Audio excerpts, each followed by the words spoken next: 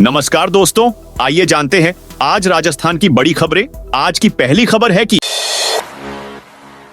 शिक्षा मंत्री मदन दिलावर बोले, अकबर को महान बताया तो किताबें जला देंगे। प्रदेश के शिक्षा मंत्री मदन दिलावर ने कहा कि अकबर की तुलना महाराणा प्रताप से करना और अकबर को महान बताना मूर्खता थी। ये मेवाड़, राजस्थान और आन बान शान के प्रतीक महाराणा प्रताप का अपमान है। शिक्षा मंत्री ने स्कूली पाठ्यक्रम में बदलाव को लेकर कहा कि हमने सभी कक्षाओं की किताबें देख ली हैं। अभी तक की किताबों में ऐसा नहीं है। यदि ऐसा होगा तो सब किताबें जला देंगे। जिन्होंने अकबर को महान पढ़ाया, उससे बड़ा दुश्मन इस मेवाड़ और राजस्थान में नहीं हो सकता। मैं शपथ लेकर कहता हूं कि राजस्थान की किसी किताब में कभी भी अकबर को सम्मान नहीं दिया जाएगा। ऐसे व्यक्ति को सम्मान देने वाले कभी भी ऊपर नहीं आ पाएंगे, पाताल में जाएंगे।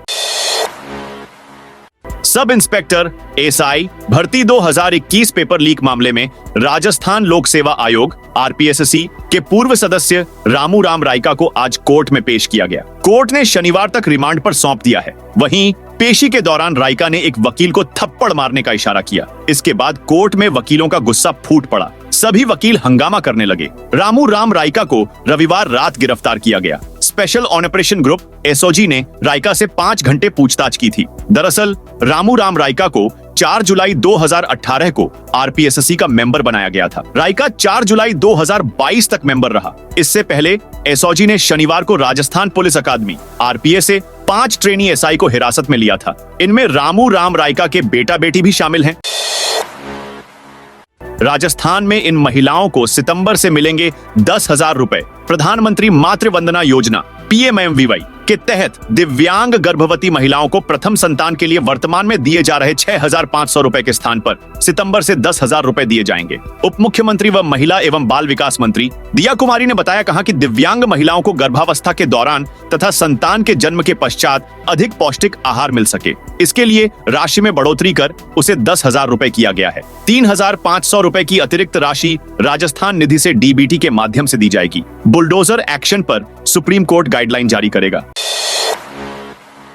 सुप्रीम कोर्ट में सोमवार को देश भर में आरोपियों के खिलाफ बुलडोजर कार्रवाई पर सुनवाई हुई। सुप्रीम कोर्ट ने कहा कि अगर कोई सिर्फ आरोपी है तो प्रॉपर्टी गिराने की कार्रवाई कैसे की जा सकती है। जस्टिस विश्वनाथन और जस्टिस बीआर गवई की बेंच ने कहा, अगर कोई दोषी भी हो तब भी ऐसी कार्रवाई नहीं की जा सकती है। सुप्रीम कोर्ट जमीयत उलेमा ए हिंद की याचिका पर सुनवाई कर रही है। इसमें आरोप लगाया गया है कि बीजेपी शासित राज्यों में मुसलमानों को निशाना बनाया जा रहा है और बुलडोजर एक्शन लिया जा रहा है। अब इस केस की सुनवाई 17 सितंबर को होगी। रामदेवरा मेले के लिए 10 दिन में दौड़ेंगी 120 बसें। रूणिचा के बाबा रामदेव मेले में जाने वाले श्रद्धालुओं के लिए अच्छी खबर है। राजस्थान राज्य पथ परिवहन निगम रोडवेज प्रशासन राजस्थान के विभिन्न जिलों से रामदेवरा मेले के लिए 120 बसों का संचालन करेगा। बीकानेर आगार से 10 बसें 4 से 13 सितंबर तक संचालित होंगी। अच्छी बात यह है कि श्रद्धालुओं को किराए में 50% छूट मिलेगी, यानी उन्हें आधा किराया ही चुकाना होगा। जोधपुर यूनिट के कुछ आगारों से रामदेव मेला स्पेशल बसों का संचालन शुरू भी कर दिया है। रोडवेज ने रामदेव मेले के लिए जिन 120 बसों को लगाया है, उनके रूट चार्ट और डे बाय डे शेड्यूल भी जारी कर दिए हैं। सांसद राजकुमार रोत का बीजेपी पर बयान। बांसवाड़ा डूंगरपुर के सांसद राजकुमार रोत अपने 2 दिवसीय दौर पर बाड़मेर और बालोतरा पहुंचे। रविवार को रामसर में विश्व आदिवासी अधिकार प्रोग्राम में पहुंचे। सोमवार को बालोतरा और समदड़ी में प्रोग्रामों में शामिल होंगे। रविवार रात को मीडिया से बातचीत में सांसद ने कहा, हम ट्राइबल की बात करते हैं तो बीजेपी को खलबली और मिर्ची लग जाती है। बीजेपी की हां में हां नहीं मिलाया तो इसलिए मैं देश विरोधी हो गया। राउत ने कहा कि मैं हिंदू नहीं हूं, लेकिन मैं सभी धर्मों का सम्मान करता हूं। राजस्थान में चतुर्थ श्रेणी कर्मचारियों की भर्ती की राह खुली। राज्य सरकार के बजट में चतुर्थ श्रेणी सहायक कर्मचारियों की भर्ती की घोषणा से भर्ती की राह खुलने की उम्मीद है। बजट घोषणा को अमली जामा पहनाने के लिए सरकार ने तैयारी शुरू कर दी है। किस विभाग में कितने चतुर्थ श्रेणी कर्मचारियों की आवश्यकता है, उसका डेटा भी एकत्र किया जा रहा है। बताया जा रहा है कि जल्द ही सरकार चतुर्थ श्रेणी कर्मचारियों की भर्ती प्रक्रिया शुरू कर सकती है। इस संबंध में हाल ही में सचिवालय सहायक कर्मचारी संघ ने मुख्यमंत्री भजनलाल शर्मा को ज्ञापन सौंपा था। भर्ती का करीब 35 साल से इंतजार हो रहा है।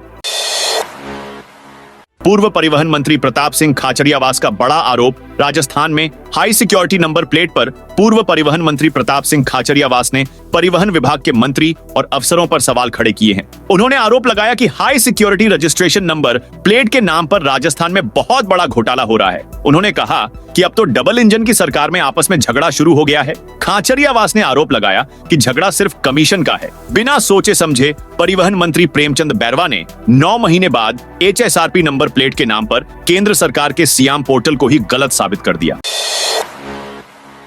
वरिष्ठ नागरिक तीर्थ यात्रा योजना, 700 यात्री रामेश्वरम के लिए जाएंगे। राजस्थान सरकार देवस्थान विभाग की ओर से आज वरिष्ठ नागरिक तीर्थ यात्रा योजना 2024 के अंतर्गत पहली ट्रेन दुर्गापुरा जयपुर से रामेश्वरम के लिए रवाना होगी। मुख्यमंत्री भजन लाल शर्मा शाम 4 बजे दुर्गापुरा जयपुर रेलवे स्टेशन से ट्रेन को हरी झंडी दिखाकर रवाना करेंगे। इस यात्रा में दुर्गापुरा जयपुर रेलवे स्टेशन के साथ राजस्थान के दूसरे स्टेशन से 780 यात्री शामिल होंगे। जयपुर और दौसा जिले के 480, सवाई माधोपुर रेलवे स्टेशन से 100, सोगारिया कोटा रेलवे स्टेशन से 200 यात्री सवार होंगे। सभी 780 यात्रियों को ट्रेन रवाना होने से कुछ घंटे पहले रेलवे स्टेशन आने को कहा गया है। राजस्थान में करीब 7000 पंचायतों के चुनाव टलेंगे। राजस्थान में पंचायती राज संस्थाओं और शहरी निकायों के एक साथ चुनाव कराना मुश्किल है। मामला कानूनी पेचीदगियों में उलझ गया है। राज्य सरकार वन स्टेट वन इलेक्शन को लेकर कैबिनेट सब कमेटी बनाने जा रही है। इसके लिए CMO प्रस्ताव भेजा गया है। विधि विभाग के स्तर पर अलग से मंथन चल रहा है। एक साथ चुनाव करवाने के लिए अगले साल होने वाले पंचायत चुनाव टालने होंगे। सरकार इसके लिए कानूनी रास्ता तलाश रही है। पंचायती राज विभाग और शहरी विकास व स्थानीय निकाय विभाग ने भी अपने स्तर पर कानूनी पहलुओं पर विचार किया है। राजस्थान के 29 जिलों में आज बारिश का अलर्ट। राजस्थान में जून, जुलाई और अगस्त के बाद अब सितंबर में भी सामान्य से ज्यादा बारिश हो सकती है। मौसम वैज्ञानिकों ने इस बार सितंबर में औसत से ज्यादा बारिश होने का अनुमान जताया है। इसकी शुरुआत सितंबर के पहले दिन से हो गई। जयपुर, अजमेर, झालावाड़, उदयपुर समेत कई जिलों में रविवार रात तेज बारिश हुई। वहीं आज भी 29 जिलों में बारिश का येलो अलर्ट है। अगले 4-5 दिन मानसून सक्रिय रह सकता। आज की बात करें तो आज बीकानेर, हनुमानगढ़, जैसलमेर और श्री गंगानगर को छोड़कर सभी जिलों के लिए आज येलो अलर्ट जारी किया गया है। इन जिलों के अलावा राजस्थान में आज सभी जिलों में बारिश की संभावना है। वहीं 3 सितंबर की बात करें तो 3 तारीख को राजस्थान के सभी जिलों में येलो अलर्ट है, यानी कि पूरे राजस्थान में 3 सितंबर को बारिश होगी।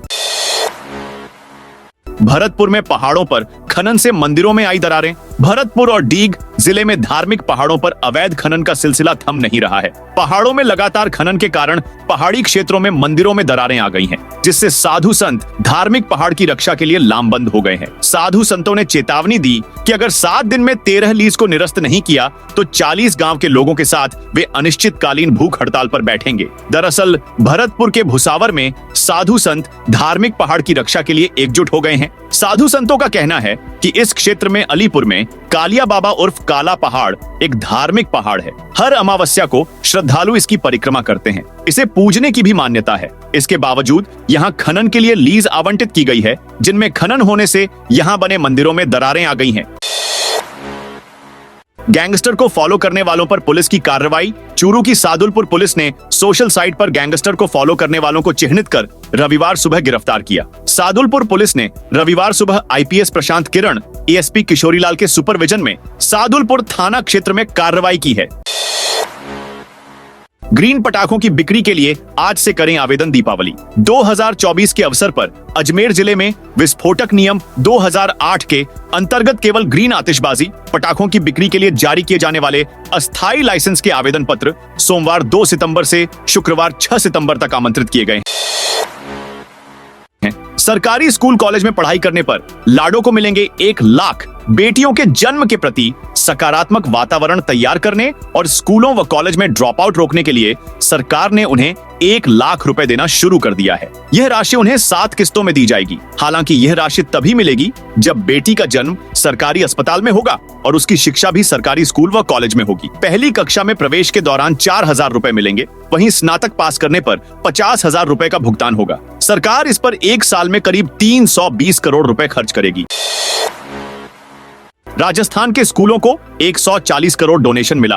इस वर्ष प्रदेश के स्कूलों के लिए 140 करोड़ रुपए से अधिक राशि प्राप्त हुई है। उन्होंने कहा कि जो राशि भामाशाहों ने दान दी है उसे पूरी राशि का हिसाब रखा जाएगा। एक एक रुपया स्कूल विकास में खर्च किया जाएगा। मोहनलाल सुखाड़िया यूनिवर्सिटी में रविवार को हुए स्तरीय 28वां भामाशाह सम्मान समारोह में 157 भामाशाहों का सम्मान किया गया। मुख्य अतिथि शिक्षा मंत्री मदन दिलावर, विशिष्ट अतिथि जनजाति मंत्री बाबूलाल खराड़ी ने स्कूलों में दान करने वालों को सम्मानित किया। इसके साथ ही इन्हें राशि दान के लिए प्रेरित करने वाले 87 प्रेरकों का भी सम्मान हुआ।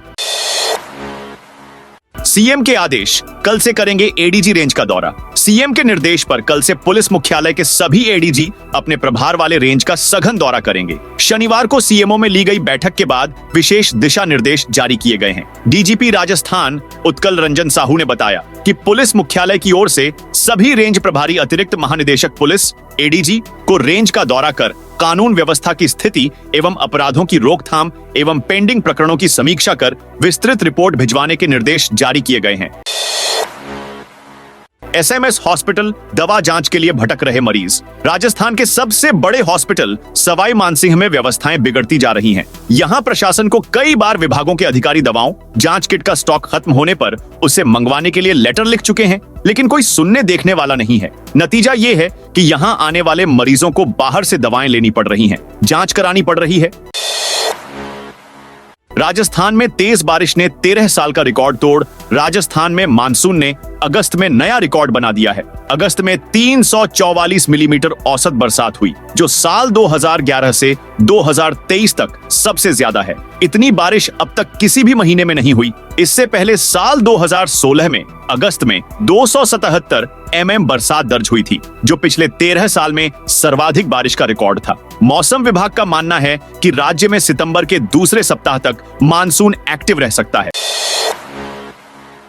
दूल्हा नहीं रखेगा दाढ़ी, प्री वेडिंग नहीं करेंगे शूट। बैठक में फैसला लिया गया कि मैनारिया समाज के युवक शादी के दौरान क्लीन शेव रखेंगे। शादी में दाढ़ी रखना फैशन हो सकता है, समाज फैशन से नहीं संस्कार से चलेगा। शादी करने जा रहे कपल के लिए आजकल प्री वेडिंग शूट आम बात है। साथ ही शादी में दूल्हे का दाढ़ी में नजर आना भी अब अनोखी बात नहीं रही है। समाज की बड़ी हस्तियां और बॉलीवुड एक्टर भी शादी में दाढ़ी में नजर आए हैं, लेकिन उदयपुर के मैनारिया समाज को यह सब मंजूर नहीं। रविवार को हुई समाज की एक बैठक में इनके खिलाफ कुछ रोचक फैसले लिए गए।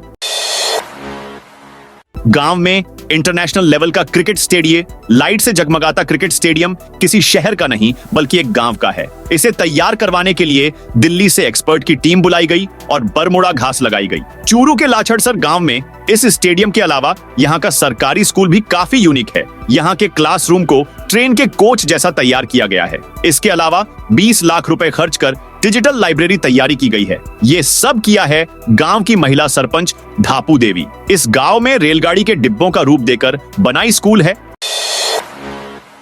दूसरे राज्यों में भी हो सकता है पंजीयन निलंबी। जिला परिवहन अधिकारी अब दूसरे राज्यों के वाहनों का भी अपने राज्य में पंजीयन निलंबित कर सकते हैं, लेकिन उन्हें 1 माह के भीतर संबंधित राज्य के प्रादेशिक परिवहन अधिकारी को इसकी सूचना भिजवानी होगी। जयपुर में वाहन का पंजीयन निलंबित करने के मामले में एमपी हाईकोर्ट ने यह व्यवस्था दी। साथ ही मोटर व्हीकल नियमों को स्पष्ट किया।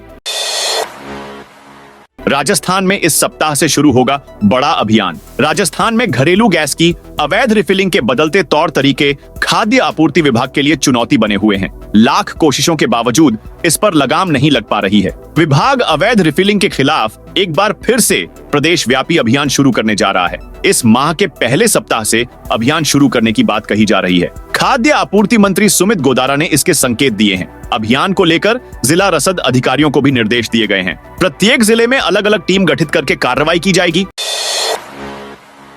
कटघरे में सब इंस्पेक्टर भर्ती परीक्षा। राजस्थान लोक सेवा आयोग की सब इंस्पेक्टर भर्ती परीक्षा 2021 विवादों में है। पूर्व सदस्य रामू राम रायका सहित उसके पुत्र पुत्री को गिरफ्तार करने और पूर्व में 63 अभ्यर्थियों की गिरफ्तारी से परीक्षा की निष्पक्षता कटघरे में है। ऐसे में सरकार और एसआईटी के लिए आयोग के अंदरूनी नेटवर्क को खंगालना जरूरी हो गया है। एएपी विधायक अमानतुल्लाह को ईडी ने गिरफ्तार किया। प्रवर्तन निदेशालय ईडी ने सोमवार को आम आदमी पार्टी के विधायक अमानतुल्लाह खान को अरेस्ट कर लिया है। ED Delhi Waqf board money laundering case में पूछताछ के लिए सुबह अमानतुल्लाह के घर पहुंची थी। 4 घंटे पूछताछ के बाद दोपहर 12 बजे ईडी अफसर उन्हें अरेस्ट करके ऑफिस ले जा रहे हैं। ओखला सीट से विधायक अमानतुल्लाह पर आरोप है कि उन्होंने दिल्ली वक्फ बोर्ड का अध्यक्ष रहते हुए 32 लोगों की अवैध भर्ती कराई और फंड का गलत इस्तेमाल किया, वक्फ की संपत्तियों को किराए पर दिया। ईडी पहले भी 2 बार अमानतुल्लाह से पूछताछ कर चुकी है।